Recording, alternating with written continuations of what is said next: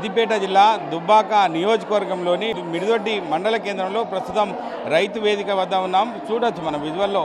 ఇక్కడ చూస్తుంటే నిన్నటి నుంచి కూడా ఇక్కడనే పడిగాపులు కాస్తున్నారు. రైతులకు టోకెన్లు ఇవ్వకుండా చాలా ఇబ్బందులకు గురి చేస్తున్నారు. రైతులు ఇప్పటికే ఆగ్రహం వ్యక్తం చేస్తున్నారు. ఎందుకంటే గత 2 రోజులుగా మా పిల్లల్ని అందరినీ కూడా వదిలిపెట్టి ఇక్కడ రైతు వేదిక వద్ద ఇక మేము పడిగాపులు కాస్తున్నాం. మరి ఎందుకు మాకు యూరియాను సప్లై చేయడం లేదంటూ రైతులు ఆగ్రహిస్తున్న పరిస్థితి. ఇక్కడ ఆగ్రహించిన పరిస్థితిలో మనం చూసాం, కుర్చీలు కూడా విరిగిన పరిస్థితి. కుర్చీలకు సంబంధించి చూడొచ్చు, రైతులు ఆగ్రహిస్తే ఏం జరుగుతుందో అనే దానికి నిదర్శనంగా చెప్పుకోవచ్చు. కుర్చీలు కూడా చిందరవందరగా పడిన పరిస్థితి, కుర్చీలు కూడా విరగొట్టిన పరిస్థితి. దీనికి సంబంధించి రైతులు ఇప్పటికి కూడా మరి ఎందుకు వ్యవసాయ అధికారులు యొక్క యూరియాను సప్లై చేయలేకపోతున్నారని ప్రధానంగా డిమాండ్ చేస్తున్న పరిస్థితి. దీనికి సంబంధించి ప్రధానంగా రైతులు కూడా ఆవేదన వ్యక్తం చేస్తున్న పరిస్థితి. మనకు చూడొచ్చు, లైన్లో ఎక్కడ చూసినా క్యూ లైన్ కూడా ఏర్పాటు చేయడం జరిగింది. దీనికి సంబంధించి రైతులు బోర్న విలపిస్తున్న పరిస్థితి. ఎందుకంటే నిన్నటి రోజు వచ్చి మేము ముఖం కడుక్కోకుండా ఇక్కడ పడిగాపులు కాస్తున్నామని చెప్పి ప్రధానంగా చెప్తున్నారు. మనం విజువల్లో చూడొచ్చు, అంటే క్యూ లైన్ ఎంత పెద్దగా ఉందో చూడొచ్చు. మనము రైతు వేదిక లోపల ఉన్నాము. అంటే క్యూ లైన్ చూస్తుంటే అందరూ కూడా ఆవేదన వ్యక్తం చేస్తున్నారు. పోలీసుల పహారా మధ్య ఈ యొక్క లైన్ను నిలబెట్టారు. మాకు యూరియాను సప్లై చేయడంలో వ్యవసాయ అధికారులు విఫలం చెందారని చెప్పి ప్రధానంగా ఆరోపిస్తున్న పరిస్థితి. ఎందుకంటే నిన్న రాత్రి నుంచి ఇక్కడే ఉన్నాము, మాకు ఎవరు పట్టించుకునే నాదుడు లేడు. ఖచ్చితంగా మాకు ఒక యూరియా టోకెన్ ఇచ్చి ఒకటే యూరియా బస్తా ఇచ్చే అవకాశం ఉంది తప్ప ఆ యూరియా బస్తా కూడా ఇచ్చే రైతులకు భరోసా ఇచ్చే వ్యవసాయ అధికారులు లేరంటూ ప్రధానంగా డిమాండ్ చేస్తున్నారు. ఖచ్చితంగా రైతులకు యూరియాను సప్లై చేయాలి. మా పంటలు ఎండిపోతున్నాయి, మేము వేసుకున్న పంటలు ఎంతో అప్పులు చేసి మేము వ్యవసాయం చేసుకుంటున్నాము, మాకు ఇటువంటి సమస్యలు వస్తాయని కూడా మేము అనుకోలేని చెప్పి ప్రధానంగా రైతులు ఆవేదన పొందుతున్నారు. ఇక్కడ చూడొచ్చు, టోకెన్ల కోసము పడిగాపులు కాస్తున్న పరిస్థితి.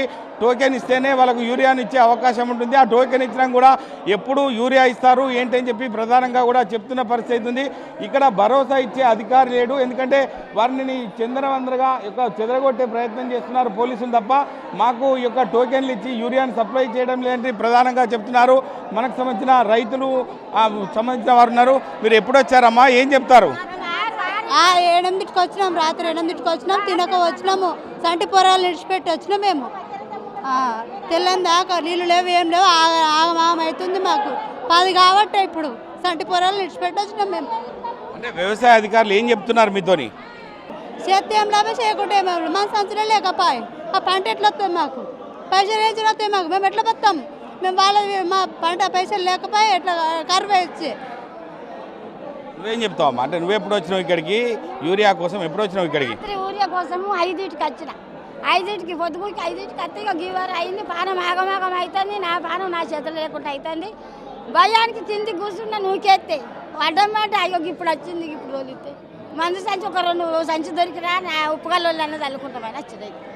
ఒక్కరికి ఎన్ని టోకెన్లు ఇస్తున్నారమ్మా ఇక్కడ? ఒకటే ఇస్తారు సార్, ఒకటే ఇస్తున్నారు. ఒకటికి వచ్చిన, నేను ఒకటికి వచ్చిన. మళ్ళీ లారీ వస్తే దయ ఉంటే ఇచ్చిరి, లేకుంటే కానీ ఇప్పుడే నాకు పెద్ద లారీకి వస్తున్నారు సార్. మీరు ఎవరి నుంచి వచ్చారమ్మా? ఎన్ని రోజులు మీరు తిరగబట్టి? మేము 3 రోజులు సార్ తిరగబట్టి. 3 రోజుల కూడా తిరుగుతున్నాం. మొన్న వాన కొట్టినాడు వచ్చినాం, ఆనాడు దొరకలేదు. మళ్ళీ ఒకనాడు వచ్చినాం, ఆనాడు దొరకలేదు. మళ్ళీ 3 దినాలు ఆయన తర్వాయి పడి తిరగబట్టి నిన్న వద్దికి వచ్చినాం. వద్దికి 6-7 వచ్చినాం. అంటే ఇది వరకు 4 వేలు ఇల్లు పోయలేదు. ఏం చేయమన్నా సార్? పొలము చేసేందుకు చేయకేటికి మాకు ఏం చేస్తాం? అది అంటే రైతు వేదిక దగ్గర వాటర్ సప్లై కూడా ఉంటుంది కాబట్టి వ్యవసాయ అధికారులు ఏం చెప్తున్నారు మీతోని? ఏం చెప్తారు? మాకేం చెప్తారు సార్? ఎవరు మాకు చెప్పేటోళ్ళు ఎవరు ఉన్నారు? ఎక్కడ ఉన్నారు? మా బాధ మేము ఎలా తీసుకోలేము. ఎవరు చెప్పారు మాకు? ఎవరు రారు చెప్పేతారు. ఏం చెప్తారు? మీరు ఎక్కడి నుంచి వచ్చారమ్మా? అంటే ఇక్కడ పరిస్థితి చూస్తే దారుణంగా ఉంది. ధర్మారం రాత్రి 3 గంటలకు వచ్చినాం. అప్పటి వరకు ఒక సంచి కూడా దొరకకుండా తీసుకున్న వాళ్ళే మళ్ళీ లైన్ కట్టబట్టి ఏడు దొరుకుతున్నాయి సంచులే దొరుకుతలేవా? ఇప్పటి వరకు నూకుడు దప్పుడు కాబట్టి దొరుకుతూనే లేవు సంచులు. అంటే మీరు చెప్పండి అమ్మా, అంటే మీరు ఎప్పుడు వచ్చారు, ఏం చెప్తారు? మేము రాత్రికి వచ్చినాం సారు. ఇప్పుడు మేము వరి వేసిన నుంచి మాకు ఒక సంచి కూడా దొరకలేదు. ఇలా 3 వచ్చి లైన్ కట్టినా ఇంతవరకు లైన్ రాలేదు. మొన్న వచ్చి మరిపోయినాము. మాకు ఇవరకు వరికి మందు చల్లుకోలేము. ఎక్కడ దాకానే ఇట్లా ఆగిపోయింది సేను. ఏం చేస్తాము? మళ్ళీ ఇంత వరకు అయింది, ఇంకా ఉడకాము లైన్ రాకపోయా. ఎట్లా ఏం కదా? ప్రతిరోజు ఇదే జరుగుతుందా? ఇట్లా ప్రతిరోజు ఇట్లానే జరుగుతుంది సార్. మేము వచ్చి చూసి వెళ్ళడం జరుగుతుంది కానీ సంచులు మాత్రం దొరకడం లేదు.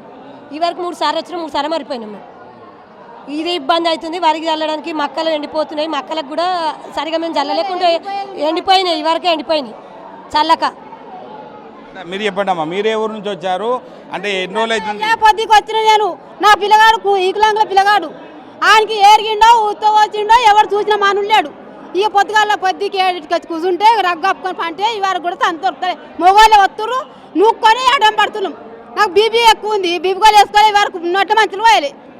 మరి ఇదే పరిచయం అవి చేనులు ఎండిపోతున్నాయి. అవి వరకు వేసేది వేయాలి. అంటే ఇక్కడ ఉన్న అధికారులు ఏం చెప్తున్నారు మీతోని? మాతోటి వస్తూనే అంటారు మరిపోతున్నాం. 3 రోజులు కూడా వేసుకుంటా లైన్ పట్టుకుంటూ పోతున్నాం. ఇవరకు ఒక్క సంచి కూడా పట్టలేదు. అంటే మీరెక్కడి నుంచి వచ్చారమ్మా? ఇది పరిస్థితి. ఎవరిని కదిలించినా కూడా రైతులకు సంబంధించి ఎవరు భరోసా ఇచ్చే నాదులు లేదని చెప్పి అంటున్నారు. ప్రధానంగా ఇక్కడ చూడొచ్చు, కూర్చున్న రైతులు కూడా చెప్పుకోవచ్చు. వీరికి కూడా ఎప్పుడు వచ్చారు అనేది ఏంటనేది తెలుసుకుందాం. అమ్మా, మీరు ఎక్కడి నుంచి వచ్చారు, ఎప్పుడు వచ్చారు ఇక్కడికి? మీతోటి పొద్దుగా రాత్రి 3 గంటలకు వచ్చిన నేను. 3 గంటలకు వచ్చి మందులు అయిన దొరకలేదు, ఏం దొరకలేదు. ఇక ఇప్పుడు ఇలా తోలిచ్చారు. ఏం లేదు, ఆరుగాలం చేసాం, చేనంతా అడలో పోయింది. ఏం ఆశ లేదు. అదైతే 5 ఎకరాల మొక్కజొన్న వేసినాం. మొత్తం ఏం తీసుకుపోయింది, మొత్తం అట్లనే ఎండిపోయింది అది అంతా. ఇప్పుడు తీసుకుపోయినా వరికన్నా ఏమైనా పని చేస్తామని వేస్తున్నాం సార్ మేము. ఇక అట్లా అంటున్నాము. మాకు కరెంట్ కూడా సక్కలేదు. అప్పుడు దొయ్యలు మంచిగా కరెంట్ ఇస్తే నాటేసుకుంటుంటే అది కూడా సక్కలేదు. ఇక లేకపోతే ఇక 2-3 దొయ్యలు వేసుకున్నాం. దానికన్నా ఊరియా దొరుకుతుందని ఇళ్ళకి వచ్చినాం సార్ మేము. ఎప్పుడు ఊరియా మంచిగా ఇస్తే మంచిగా ఎందుకు కరెంటే ఊరియా కావాలి మాకు. ఎక్కడికి వెళ్ళి ఏం అవసరం లేదు మాకు. మొత్తం చేనంతా ఎండిపోయింది, మొత్తం ఏం ఆశ లేదు. మొక్కజొన్న ఎట్లేసిన కారు అట్లనే ఉండదు సార్ మాది కూడా. ఇది పరిస్థితి. కరెంటు సమస్య, యూరియా సమస్య ఉండడం వల్ల దిగుబడి రావడానికి కూడా ఇబ్బందులు ఎదుర్కొంటామని చెప్పి ప్రధానంగా రైతు చెప్తున్న పరిస్థితి. మరికొంత రైతులు కూడా ఉన్నారు. చెప్పండి, అంటే మీరు ఎక్కడి నుంచి వచ్చారు, ఏం చెప్తారు బాబు? మేము అందే మన సంవత్సరాలకు వచ్చాం. మన సంవత్సరాలకు వచ్చాం. ఎన్ని రోజులు అవుతుంది? రాత్రి వచ్చాం అంతే. మీరు చెప్పండి. 8 గంటల నుంచి నిన్న రాత్రి 8 గంటల నుంచి లైన్లో నిలబడ్డా. ఇంతవరకు ఒక్కట ఇస్తలేరు. ఏం చెప్తున్నారు రైతులకు? అంటే అధికారులు ఇక్కడ ఉంటారు అంటే వ్యవసాయ అధికారులు ఏం చెప్తున్నారు మీతోని?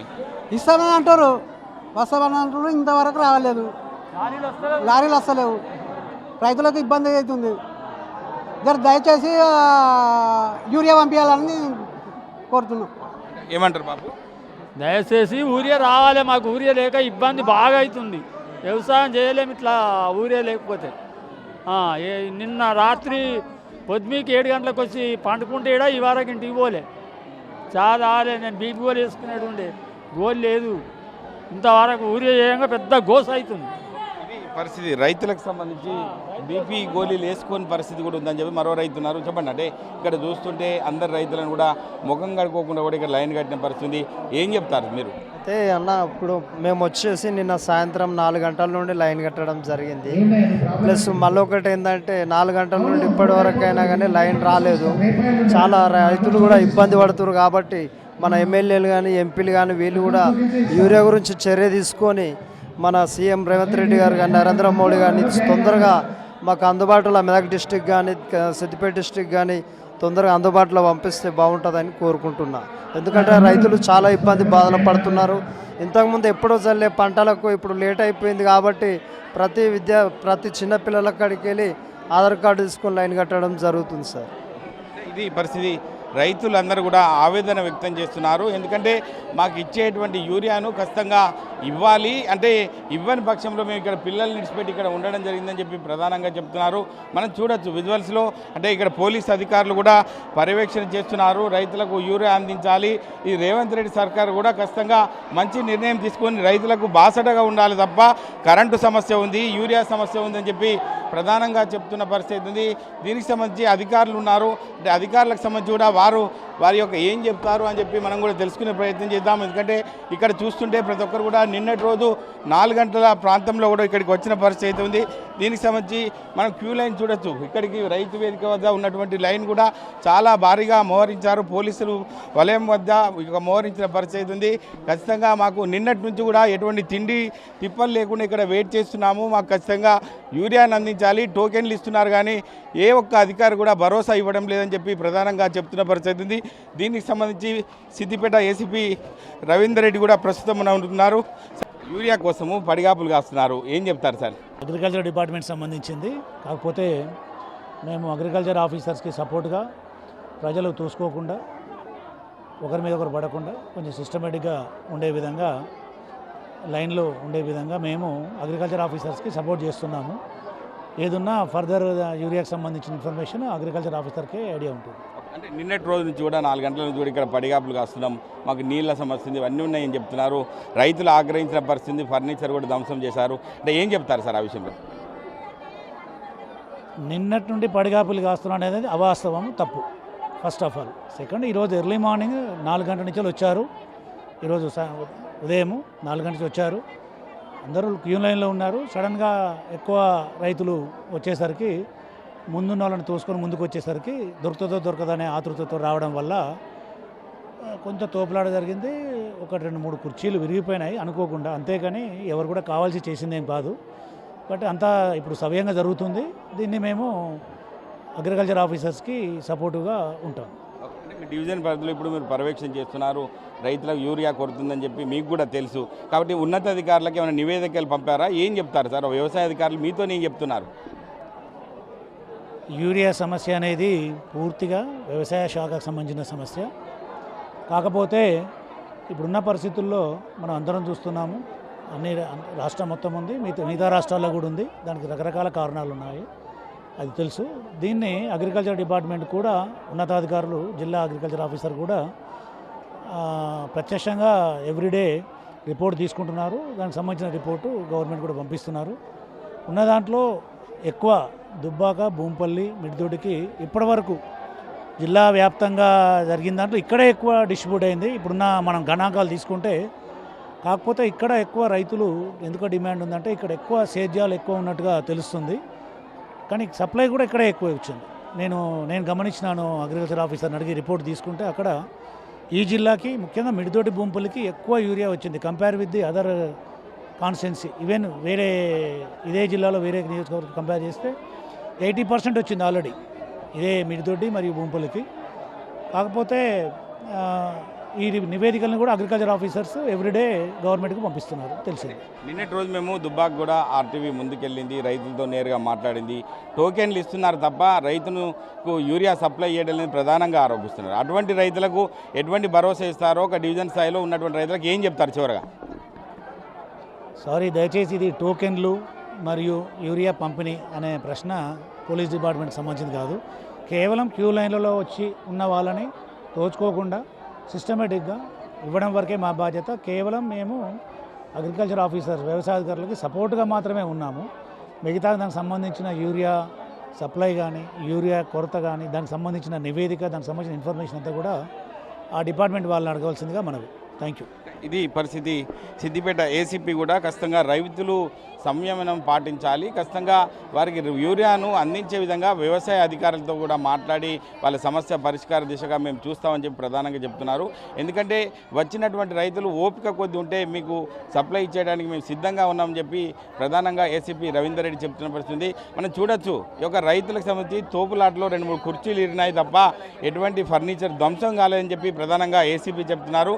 ఎందుకంటే రైతులు ఓపిక కొద్ది ఉండండి, ఖచ్చితంగా యూరియాని సప్లై చేస్తామని చెప్పి ప్రధానంగా ఇటు పోలీసులు, వ్యవసాయ అధికారులు చెప్తున్న పరిస్థితి మనం చూస్తున్నాం. అసలైన తొలి వెలుగు. ఫాలో వాట్సాప్ @తొలి వెలుగు official.